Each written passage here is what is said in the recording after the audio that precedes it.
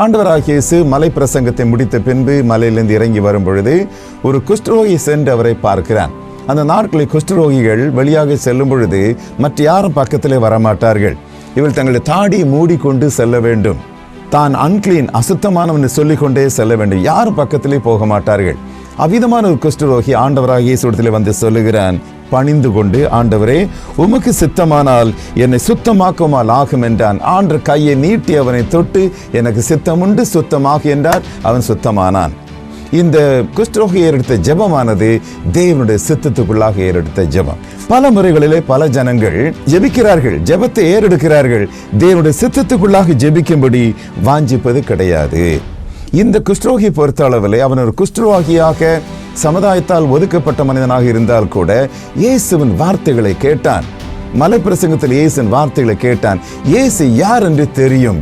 அவரிடத்தில் ஜெபித்தால் அவருக்கு சித்தமானால் சுத்தமாக்குவார் என்று இவனுக்கு தெளிவாக தெரிந்திருந்தது. ஆகவே நம்முடைய ஜெப வாழ்க்கையிலே தேவனுடைய சித்தத்தின்படி ஜெபிக்க கற்றுக்கொள்ள வேண்டுமானால் அவருடைய வார்த்தைகளை நாம் தியானிக்க வேண்டும். அந்த வார்த்தைகளின் அளவிலே நாம் ஜீவிப்போமானால் உண்மையாகவே அவருடைய சித்தத்திற்கு ஏற்ற அளவில் ஜெபிக்க முடியும். பதில் நமக்கு வரும். இந்த மனிதன் ஆண்டவராகிய இயேசுவை ஆராதித்தான் என்று சொல்லப்பட்டு, வர்ஷிப் என்று சொல்லப்பட்டிருக்கிறது. கிரேக்க மொழியிலே பார்க்கும் பொழுது ப்ரோஸ்கோனியோன்னு ஒரு வார்த்தை இருக்கிறது. அதனுடைய பொருள் என்னவென்றால், முட்டியில் நின்று கொண்டு, முழங்காலில் நின்று கொண்டு, நெற்றி அந்த தரையில படும்படியாக குனிந்து கிடப்பதாம். ஆண்டவராகிய இயேசுவை இவன் அவிதமாக தொழுதான். இந்த நாட்களிலே நாம் ஆண்டவர் எந்த அளவுக்கு தொழுகிறோம், எந்த அளவுக்கு தாழ்த்துகிறோம், இந்த அளவுக்கு அவன் தாழ்த்தி ஜெபிக்கும் போது தேவனுடைய சித்தத்தில் ஜெபித்தான். உண்மையாகவே உடனடியாகவே பதில் வந்தது.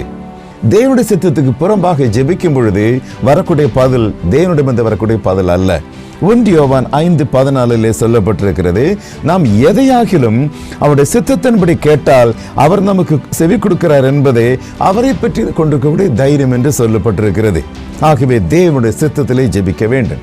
அன்பானவர்களே, இந்த நாளும் கூட தேவனுடைய சித்தத்தை கேட்டு அதற்கேற்ற அளவிலே தாகத்தோடு ஜெபிக்க கற்றுக்கொள்ளுங்கள்.